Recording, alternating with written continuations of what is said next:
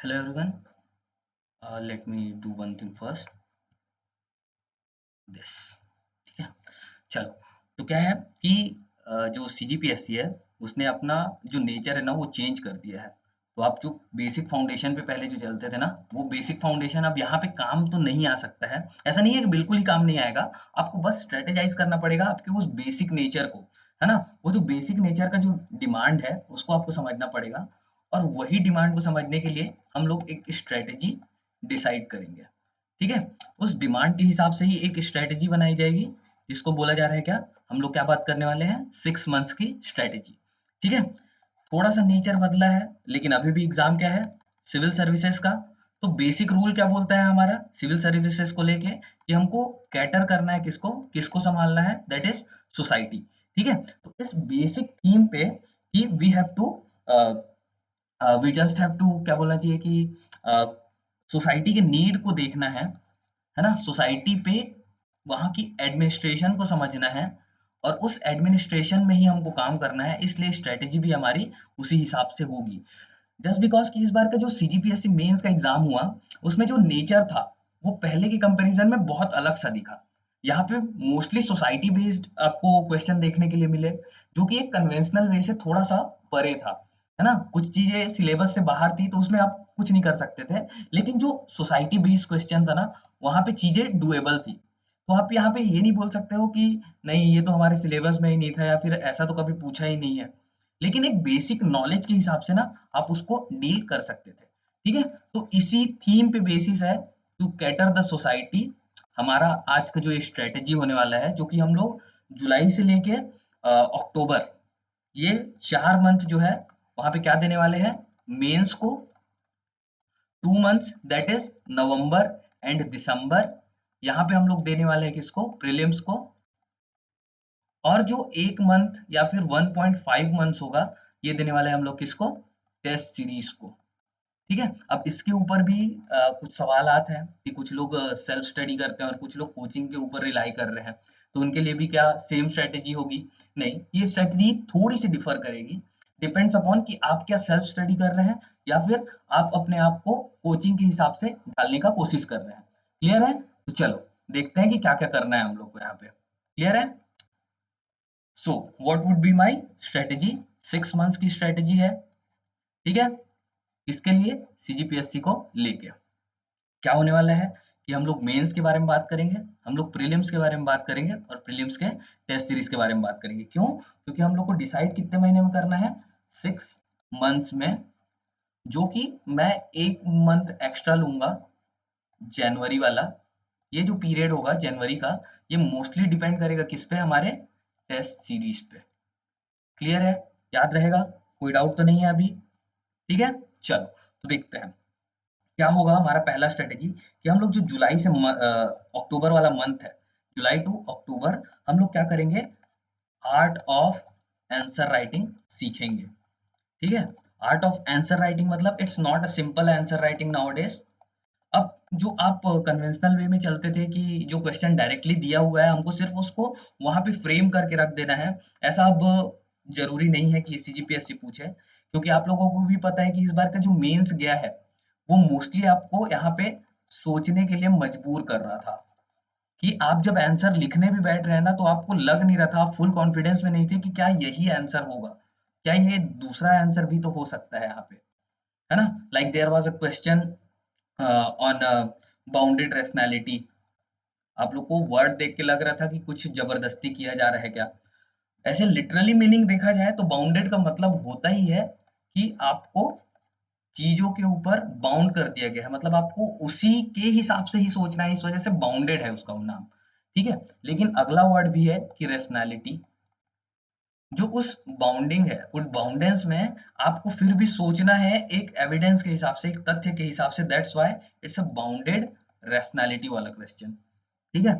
ये सारी चीजें एक कुछ नई तरीके से दी गई थी. ऐसे ही पहले हम लोग देखते थे कि फंडामेंटल ड्यूटीज का जो क्वेश्चन आता था वो डायरेक्टली पूछा जाता था what are the natures of the fundamental duties या फिर किस आर्टिकल में लिखा हुआ है उसके बारे में बताओ, क्या वो एनफोर्सिएबल है, जस्टिसिएबल है, क्या कोर्ट उस पे अपनी सुनवाई कर सकता है, क्या कोर्ट अपने पास वो मोटो उसको पावर को लेके क्या उसके बारे में बात कर सकता है, ये सारी बातें होती थी। लेकिन इस बार क्या पूछा गया, व्हाट आर द कॉन्सेप्ट, है ना, कॉन्सेप्ट क्या है फंडामेंटल ड्यूटीज को रखने के पीछे, समझ में आ रही है, मतलब जो नेचर है ना वो थोड़ा सा बदल गया है, ठीक, तो उसके बारे में भी सोचना है, तो हम लोग क्या करेंगे यहाँ पे, आर्ट ऑफ आंसर राइटिंग सीखेंगे, सीधी सी बात है। अब इसमें भी ये आर्ट कैसा सीखा जाए, दो तरीके से, या तो आप खुद से सीखो या फिर आप कोचिंग का मदद लो, है ना। अगर आप सेल्फ स्टडी कर रहे हो तो आई कैन हेल्प, है ना। यहाँ पे हम लोग क्या करने वाले हैं, उत्कर्ष नाम का हमारा एक सीरीज होगा जो जुलाई से स्टार्ट होगा, मैं उसका अभी शेड्यूल अपलोड नहीं किया हूँ, लेकिन वो शेड्यूल धीरे से अपलोड कर दिया जाएगा। यहाँ पे हम लोग क्या सीखने वाले हैं कि एनालिटिकल वे में किसी भी क्वेश्चन का, है ना, किसी भी क्वेश्चन का आंसर कैसे निकाला जा सकता है एनालिटिकल वे में, मतलब सोच समझ के, है ना। जो वर्ड दिया हुआ है उस क्वेश्चन में उसके बारे में हम लोग देखेंगे कि उसमें कुछ वर्ड हम लोग को कीवर्ड जैसा मिल रहा है क्या, और उसके हिसाब से हम लोग क्या करेंगे वहां पे आंसर ड्रॉ करने का कोशिश करेंगे। लेकिन अगर आप कोचिंग वाले हो, है ना, कि आपको कोचिंग ऑलरेडी ले रखा है, आप उनसे सीखने वाले हो, तो ट्राई कीजिए कि हर सवाल पे, है ना, उसके सब सवाल निकालने का कोशिश कीजिए।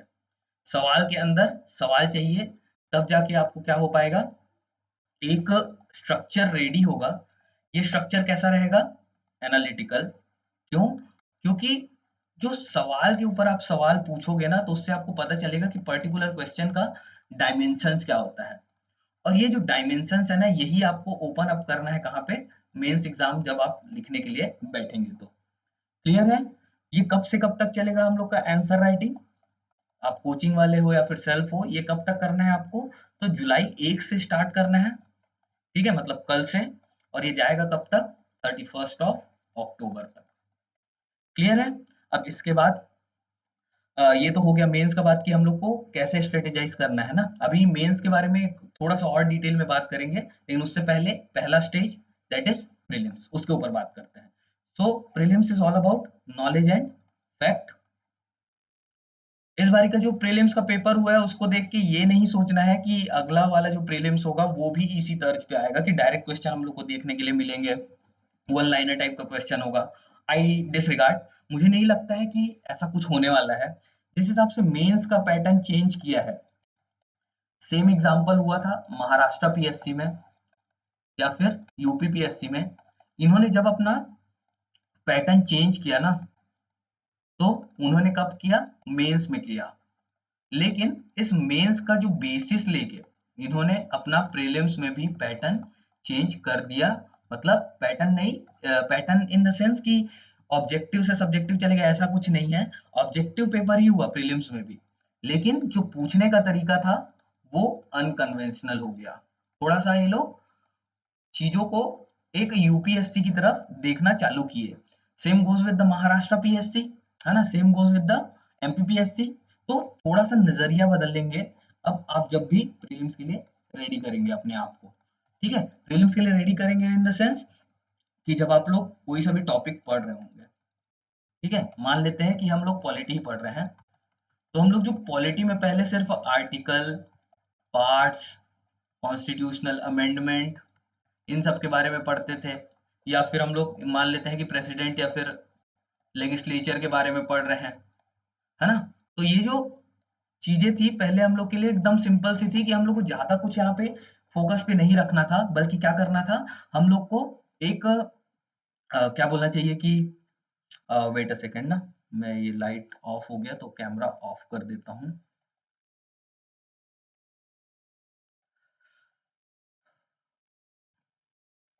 ठीक है, तो अब क्या हुआ कि जब स्ट्रक्चर चेंज हुआ, मतलब अब जब पार्लियामेंट को देख रहे थे, आप प्रेसिडेंट को देखने का एक नजरिया रख रहे थे, तो वो नजरिया जब बदला तो आपको प्रेसिडेंट को सिर्फ एक ऐसा एंटिटी नहीं मान के चलना है कि वो क्या कर रहा है, काउंसिल ऑफ मिनिस्टर के एड एंड एडवाइस में ही काम कर रहा है, ये आप नहीं सोचेंगे। अब आप क्या सोचेंगे कि प्रेसिडेंट एक ऐसा काम भी तो कर रहा है कि उसको लग रहा है कि कुछ चीजें बदलनी चाहिए, तो वो एक रिकमेंडेशन भेज रहा है किसको, काउंसिल ऑफ मिनिस्टर को। तो जो हम लोग बोलते थे कि council of minister is to aid and advise the president, यहाँ पे एक दूसरा रोल भी है प्रेसिडेंट का, वो क्या है कि अब वो काउंसिल ऑफ मिनिस्टर को गाइड कर रहा है, as a guide to the council of minister, कि आपने ये सारी चीजें जो इम्प्लीमेंट करना चाह रहे हैं वो उस पर थोड़ा सा ना चेक करो इसको, कि क्या आप इस पे कुछ बदलाव कर सकते हो। किसके अंदर, रिकमेंडेशन वाला जो सेक्शन होता है ना बिल्स को लेके, उसके ऊपर। क्लियर है? तो एक ऐसा आपको सोच को ना बदलना पड़ेगा जब भी आप अब आप लोग इसके प्रीलिम्स के बारे में पढ़ना चालू करेंगे। तो लाइक सेम वे, अब आपसे ये नहीं पूछा जाएगा कि कौन सा क्रॉप कहाँ पे उगाया जा रहा है। अब आपसे क्या पूछा जाएगा कि ये जो क्रॉप है इसके लिए क्लाइमेटिक कंडीशन बताओ, और ये किस एरिया में या फिर कहाँ का नेटिव है। Like there was a question in UPSC this year itself, 3 crop दिए गए थे, उसमें से पूछा गया है कि कौन इंडिया का नेटिव है। ठीक है, तो आपको यहाँ पे सर्च करना था, है ना, जैसे काजू नट दिया हुआ था, यहाँ पे पपाया दिया हुआ था, और एक और कोई सा दिया था जो मुझे एग्जैक्ट याद नहीं आ रहा है। I think that is red Sanders, है ना, रेड सैंडर्स आप लोगों ने सुना होगा। रक्त चंदन, है ना, लाल चंदन जो कि हिमाचल में मिलता है, पुष्पा मूवी बना हुआ है इस पे, है ना। तो ये सारी चीजें आप देख के कुछ आपका जो बेसिक अंडरस्टैंडिंग है, बेसिक नॉलेज है ना, उसके ऊपर आप लोग क्या कर सकते हो, इन क्वेश्चन को डील कर सकते हो। क्लियर है? लेकिन आपको पूरी तरह से नॉलेज अब बैठाना पड़ेगा prelims as well as mains के लिए। ठीक है, अब प्रीलिम्स का रिवीजन कैसे किया जाए, मतलब जो हमने 2 मंथ रखे हैं, कौन कौन सा, नवंबर और दिसंबर। उससे पहले जो जुलाई से अक्टूबर वाला जो पीरियड था, है ना, यहाँ पे हमने मेंस किया है, और यही मेंस है, क्या सिखाएगा आप लोग को, आर्ट ऑफ आंसर राइटिंग।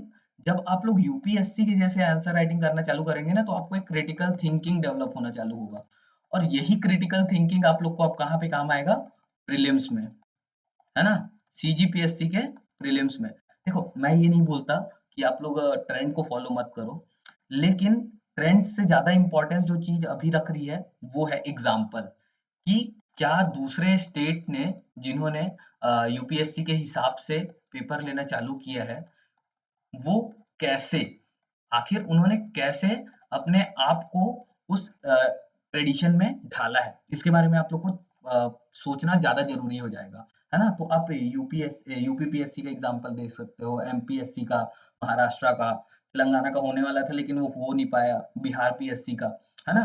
तो हाउ दे वेंट, ये आप लोग को समझना पड़ेगा, जस्ट टू नो कि CGPSC as a UPSC exam कैसे कंडक्ट कराने वाला है।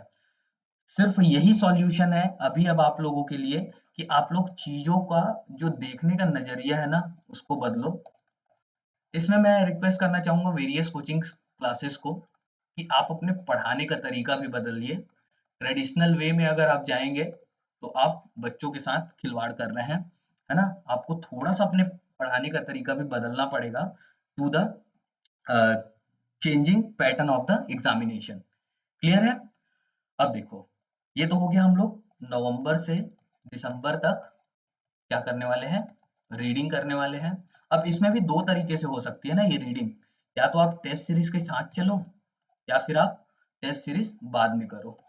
लेकिन मैं क्या प्रीफर करता हूँ, seeing the question while I am reading, मतलब जब मैं पढ़ रहा हूँ उसी टाइम पे उस टॉपिक से रिलेटेड ना सारा सवाल देखने का कोशिश करूंगा मैं, है ना, कि वो टॉपिक से कैसे क्वेश्चन फ्रेम हो सकता है, क्या दूसरे दूसरे पीवाईक्यू जैसे दूसरे एग्जाम्स में कहीं पे उस पर्टिकुलर टॉपिक का रेलेवेंस है, तो क्या वहां से क्वेश्चन कैसे बन सकता है, इन सब चीजों के बारे में मैं पहले ही देखूंगा। तो मैं प्रेफर करता हूँ टेस्ट प्लस रीड, है ना। इस साल मैंने पहली बार सीजीपीएससी को थोड़ा सा फुल फोकस से दिया था, बट मेरा सीजी उतना ज्यादा स्ट्रांग नहीं था, but still I got approximately 127 before and 127 after. मतलब जब अमेंडेड आंसर आया, मतलब पहले जब आंसर आया था आंसर की, तब भी मेरे पास 127 था, और बाद में भी 127 ही रह गया, क्योंकि जो आंसर उन्होंने विलोपित किया वो सारे के सारे मेरे पहले सही थे, तो मुझे यहाँ पे कोई एडवांटेज मिला नहीं। ठीक है, लेकिन इसका मतलब ये नहीं है कि मैंने ट्राई नहीं किया, ये चीजें मुझसे तभी हो पाई जब मैंने पीवाईक्यू को फोकस किया। बिना पीवाईक्यू के आप लोग आगे नहीं बढ़ सकते हो, है ना। ये एग्जाम का पैटर्न ही ऐसा है कि आप लोग को पीवाईक्यू देखना ही पड़ेगा, नॉट जस्ट बिकॉज कि पीवाईक्यू में क्वेश्चन क्या बने हैं, क्या उसको हम लोग रट्टा मार के चल ले, नहीं, बल्कि आपको थीम पे जाना पड़ेगा कि कौन सा थीम आपके लिए सुटेबल है और कौन सा थीम से किस टाइप के क्वेश्चन फ्रेम हो रहे हैं। क्लियर है। जहां पे लगता है कि यहाँ पे ये क्वेश्चन तो फ्रेम ही नहीं हो सकता, तो उसको अननेसेसरी पढ़ना क्यों। ठीक है। लाइक अब आप लोगों से पूछा गया कि लोकसभा में सीट्स कहाँ कहाँ पे है, उसका जो अरेंजमेंट है वो बताइए, है ना। और जो इसमें ऑप्शन होंगे वो बहुत दूर दूर भी हो सकते हैं। दूर दूर भी मतलब कि एरिया, जो स्टेट्स हैं उनका एरिया ही बहुत छोटा, मतलब कुछ का एकदम लार्ज है लाइक यूपी, और कुछ है सिक्किम जैसा। अब इसमें जो पैटर्न दिया रहेगा आप लोग को, वो क्लोज तो दे नहीं सकता है एकदम से, है ना, थोड़ा सा तो दूर दूर देगा, जिससे आप लोग एक यूपीएससी के जैसे आप लोग एलिमिनेट करके अपना आंसर ला सकते हैं, है ना। तो ये सारी चीजें आप लोग को कैसे पता चलेगी, पीवाईक्यू से। क्लियर है। मैं यहाँ पे मोस्टली पॉलिटी का एग्जांपल ले रहा हूँ क्योंकि रिसेंटली अभी इलेक्शन हुआ है, तो आप लोग को चीजें थोड़ी थोड़ी क्लियर होंगी एज एन यूपीएससी या फिर सीजीपीएससी एस्पायरेंट के जैसे। क्लियर है। तो व्हाट आई प्रिफर, मैं प्रिफर करूंगा टेस्ट प्लस रीड वाला ऑप्शन। ठीक है। लेकिन जो लोग सिर्फ अभी रीड करना चाहते हैं नवंबर दिसंबर में, उन लोग से मैं बस इतना ही बोलना चाहूंगा कि आप लोग को जितना रीड करना था ना विद इन दिस 6 मंथ्स, वो आप लोग यहाँ पे जुलाई से अक्टूबर वाला जो सेक्शन था मेंस का, वहां पे आप लोग बहुत ज्यादा रीड कर चुके होंगे, जो कि आप लोग को एडवांटेज देगा कहाँ पे, प्रीलिम्स में। तो आई वुड सजेस्ट, रिसेंटली मैंने इस बारी जो टेस्ट सीरीज ज्वाइन की था वो था दिल्ली आईएएस का। I found that test paper very good, है ना। मुझे पहली बार कोई सा मतलब सीजी लेवल पे जब मैं पेपर देने बैठा था, पहली बार मुझे क्वेश्चन पेपर को देख के लगा था कि इन्होंने मेहनत किया है कम से कम इसको बनाने के लिए। ऐसा नहीं है कि कहीं से भी क्वेश्चन उठा के रख दिया गया है ना। तो रेलेवेंस बहुत अच्छा था। तो आई वुड सजेस्ट कि दिल्ली आईएएस का एक पेपर आप लोग देख सकते हो, अगर आप लोग को इस हिसाब से क्वेश्चन को सॉल्व करना सीखना है तो। क्लियर है। नेक्स्ट वन वुड बी कि अब मुझे जो नवंबर से दिसंबर वाला पीरियड था, यहाँ पे मैंने रीड और टेस्ट को तो दे लिया। अब मेरा जो 1 मंथ है, जो मैंने 1 महीने पहले ही बोला था ना आप लोग को, 1 महीने मैंने बचा के रखा है जनवरी वाला, उसमें मैं क्या करने वाला हूँ। मैं इस पीरियड पे, मतलब जो ये लास्ट 1 मंथ वाला जो पीरियड होने वाला है, दैट इज जनवरी में, मेरा एक ही काम होगा। वो क्या होगा कि मैं पूरा का पूरा पीवाईक्यू, है ना, लाइक कि अगर मैं 2013 का पीवाईक्यू देख रहा हूँ, तो मैं इससे रिलेटेड यूपीएससी का और सीजीपीएससी का या फिर एमपीएससी, मतलब जितने भी पीवाईक्यू है मैं वन गो में देखते जाऊंगा। वन गो मतलब अगर मैं 2013 का क्वेश्चन पेपर उठा रहा हूँ, है ना, तो मैं उस क्वेश्चन पेपर को क्वेश्चन 1 से लेके 100 तक पूरा का पूरा देखूंगा, है ना। उससे एक एनालिसिस निकालूंगा, या फिर एक पेन एंड पेपर लेके बैठना है ना इसमें, पेन एंड पेपर लेके बैठूंगा और नोट करते जाऊंगा कि हर क्वेश्चन में टॉपिक पूछा क्या गया है, लाइक कि ई रूपी पूछा गया है क्या, या फिर डीपीआई पूछा गया है। अच्छा, डीपीआई एक मेंस में क्वेश्चन आया हुआ था ना आप लोग का। ठीक है। ये G20 में बात हुआ था, क्योंकि इंडिया एक ऐसा कंट्री है जिसके पास डीपीआई के तीनों पिलर हैं। ठीक है। कौन कौन सा, एक ट्रिनिटी का नाम सुना होगा आप लोगों ने, जैम ट्रिनिटी, जनधन, मोबाइल और ऑथेंटिसिटी। ठीक है। ऐसा करके, तो ये जो था, ऐसा आप लोग को बनाना चाहिए था। आप लोग को G20 को ना थोड़ा सा डीलिंग जो था उसका ग्रेट डेप्थ में करना चाहिए था, ओवरव्यू लेके नहीं चलना चाहिए था। लेकिन किसको पता था कि क्वेश्चन ऐसा पूछ लिया जाएगा। ठीक है, चलो तो इस पे थोड़ा सा बाद में बात करते हैं। एनालिसिस करना है, आप लोग को सिर्फ पॉइंट को नोट करके जाना है कि क्वेश्चन पूछा किस टॉपिक से गया है। ठीक है। ऐसे कैसे करेंगे, 2013, 14, 15, 16, 17, 18, 19, 20, 21, 22 ऐसे करके। लेकिन हम लोग का अभी क्या है कि जो पैटर्न चेंज हुआ है उसके हिसाब से हम लोग कहाँ तक जाएंगे, 2013 से लेके 2023 तक का पूरा क्वेश्चन, दैट इज अप्रोक्सीमेटली ये 11 पेपर है ना, 11। और मैं मान के चलता हूँ कि आप लोग यूपीएससी को भी इस बारी साथ में लेके चलोगे, 2013 से 2023 24 तक का पेपर आप लोग भी यहाँ पर से भी उठाओगे, दैट इज 11 प्लस 12 पेपर। इसके अलावा और कौन सा पेपर उठाना है, तो आई वुड सजेस्ट कि मध्य प्रदेश पीएससी उठा लेना, महाराष्ट्र पीएससी उठा लेना। महाराष्ट्र रीजन वाला कोई सा क्वेश्चन होगा तो उसको मत उठाना, और यूपी पीएससी का पेपर उठा सकते हो आप लोग। ठीक है, मतलब कितना, यूपीएससी, सीजीपीएससी, एक सेकंड ना, कौन कौन से पेपर लेना है, यूपीएससी, सीजीपीएससी, महाराष्ट्र और मध्य प्रदेश और यूपी, है ना, इनका तो अप्रोक्सीमेटली आप लोग को 50 पीवाईक्यू देखना है, 50 पीवाईक्यू का क्वेश्चन पेपर देखना है। ठीक है, इसमें भी ये जो तीन है, मध्य प्रदेश, महाराष्ट्र और यूपी, यहाँ से रीजनल क्वेश्चन को तो आप लोग को देखना ही नहीं है, तो ये ज्यादा इंपॉर्टेंस रखेगा नहीं, है ना, रीजनल क्वेश्चन, लेकिन इंडिया लेवल के क्वेश्चन को आप लोग को इक्वल इंपॉर्टेंस देना है और इस हिसाब से आप लोग तैयारी करेंगे। क्लियर है, प्रीलिम्स क्लियर हो गया, आई होप कि प्रीलिम्स पूरी तरह से क्लियर हो गया होगा। तो चलो चलते हैं मेंस पे कि मेंस को कैसे डील करना है। अब क्लियर है कि उसके लिए कितने घंटे लगाने हैं, कैसे करना है, क्या करना है, उसके बारे में हम लोग यहाँ पे बात करेंगे। ठीक है, क्या बात करने वाले हैं, मेंस का स्ट्रेटेजी, कब से कब तक, 1 जुलाई से 31 अक्टूबर तक, अप्रोक्सीमेटली 120 दिन, है ना, 120 दिन को हम लोग को बांटना है कितने सब्जेक्ट्स में। अभी फिलहाल तो है अपने पास 7 पेपर, 7 पेपर में 3 लैंग्वेज, एक ऐसे, एक नहीं, 2 ऐसे, नेशनल इंटरनेशनल को एक और एक छत्तीसगढ़ को एक, है ना, तो 5 हो गया, ऊपर से 5 into 3 parts, that is 5 plus 15 is equals to 20 paper, 20 topic हम लोग को डील करना है इन 4 महीने में। ठीक है, इन 4 महीने में हम लोग को कितना पेपर डील करना है, 20 पेपर। तो इसके हिसाब से अब थोड़ा सा स्ट्रेटेजी बदलेगा। ठीक है, मेंस में हम लोग को फिलहाल फिलहाल क्या करना है, हम लोग को प्रिपेयर करना है अपने हिसाब से कि हम लोग को डेली 5 आवर्स निकालने हैं अपने लिए, जिसमें हम लोग क्या करेंगे, रीडिंग प्लस राइटिंग। ठीक है, राइटिंग बहुत जरूरी है अगर आप लोग को मेंस में एक्सेल करना है। तो अगर आप लोग सीखोगे नहीं कि कैसे लिखना है, क्या पॉइंट होना चाहिए, क्या पॉइंट नहीं होना चाहिए, तो आप लोग को यहाँ पे प्रॉब्लम फेस करना पड़ सकता है। इस वजह से डेली का डेली आप लोग को 1 घंटा, है ना, ये 1 घंटा आप लोग को क्या करना है, लिखना है। जो आपने पढ़ा है उसी को लिखो, कोई प्रॉब्लम नहीं है ना, या फिर अगर आप लोग को लग रहा है कि कुछ और चीजें लिखनी है तो वो लिखो, लेकिन लिखना कंपलसरी है। ठीक है, अब मैं 2 घंटे, मतलब यहाँ पे भी 2 टाइप का इशू है ना। वो इशू क्या है कि या तो मैं सेल्फ स्टडी करता हूँ या तो फिर मैं कोचिंग जाता हूँ। तो अगर आप सेल्फ स्टडी कर रहे हो तो 2 घंटे प्लस 2 घंटे आप अपना 2 घंटा कोचिंग के हिसाब से पढ़ो, कि अगर कोचिंग में कोई चीज पढ़ा रहे होते हैं तो उसको मैं कैसे पढ़ता। ठीक है, लाइक आप उसको समझने का कोशिश कर रहे हो अब यहाँ पे। ठीक है, समझ के उसी चीज को आप लोग को रिवाइज करना है इन 2 घंटों में। तो 2+2 वाला कॉन्सेप्ट था ना, 2+2 कॉन्सेप्ट, ये आप लोग को 2 घंटे हैं रिवीजन, 2 घंटा समझना है। ठीक है, अब इस रिवीजन करने के बाद आपको 1 घंटे टाइम निकाल के सुबह या फिर शाम, जब भी आप लोग को मन करे, आप लोग को इसको लिखने का कोशिश करना है कि मेरे पास क्या क्या कीवर्ड्स मिले हैं मुझे।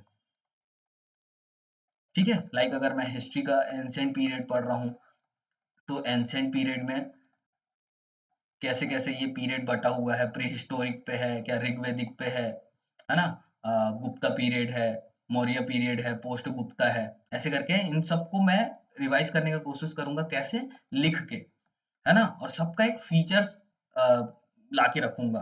लाइक कि अगर हम लोग पोस्ट मौर्यन पीरियड देखें तो इसको बोला जाता है सेकंड अर्बनाइजेशन का पीरियड, है ना, तो मैं सिर्फ क्या लिखूंगा, पोस्ट मॉर्यन में सेकंड अर्बनाइजेशन, और अर्बनाइजेशन से मुझे पता चलता है क्या, कि अब जो कीमती है वो क्या है, ट्रेड, अब क्या है, सिविलाइजेशन इंपॉर्टेंट रखने लग गया, हाँ, ट्रेड रखने लग गया, मतलब इकोनॉमी ग्रो करने लग गया।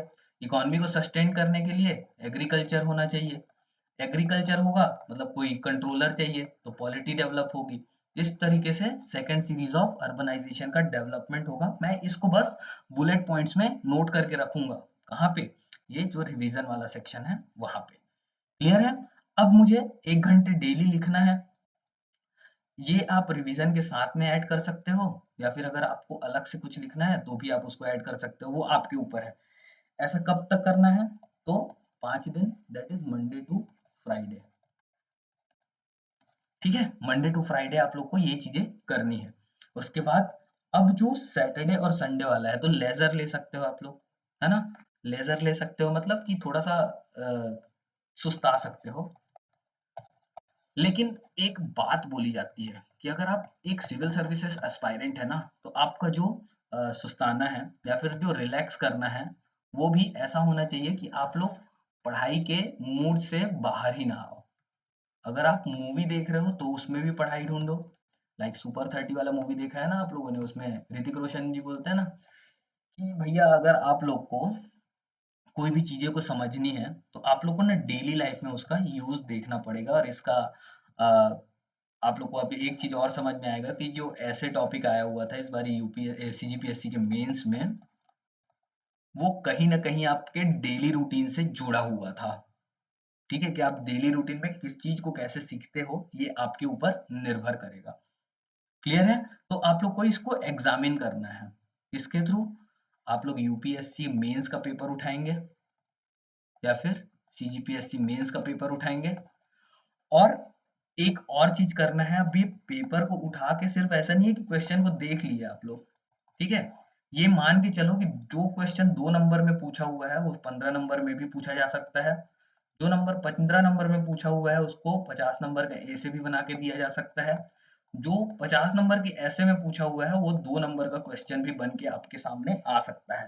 तो कोई भी चीज जब आप लोग पढ़ोगे ना, तो वो जो पढ़ाई है वो पढ़ाई कहीं ना कहीं एप्लीकेशन बेस्ड होना चाहिए, कि आपको पूछा जाए कुछ भी और आपके पास उसके लिए जो आंसर है वो रेडी होना चाहिए। ठीक है, ये आंसर रेडी कब होगा ये अगर पूछा जाए तो जब आप लोग सोचना समझना सीखेंगे तब। रट्टू तोता बन के बैठोगे, अगर आप लोग बुक वर्म बन के बैठोगे तो ये एग्जाम क्लियर कर पाना अभी के टाइम पे अब थोड़ा सा मुश्किल हो जाएगा। तो आप लोग को चीजों को समझने का तरीका बदलना पड़ेगा। क्लियर है, याद रहेगा। Same goes with the coaching aspirants जो कि कोचिंग से अपना काम कर रहे हैं। अगर 2 घंटे का कोचिंग है तो 2 ढाई घंटे कोचिंग में पूरी तरह से पढ़ना है, समझना है चीजों को। और 2 या फिर 1.5 घंटे अपना सेल्फ स्टडी करना है उस चीजों को पढ़ने में। अलग अलग बुक उठा के पढ़ सकते हो उस टॉपिक के बारे में, है ना। और इन दोनों के साथ में आप लोग को क्या करना है, कीवर्ड्स को नोट करते जाना है। की पॉइंट्स को एक कॉपी में आप लोग को नोट करना ही है, करना ही पड़ेगा। अगर आप लोग नोट नहीं करोगे तो आप लोगों के लिए प्रॉब्लम क्रिएट होगा जब आप लोग प्रीलिम्स का पेपर क्वालिफाई कर लोगे और आप लोग कहाँ जाओगे, मेंस एग्जाम में बैठने वाले रहोगे उस टाइम पे।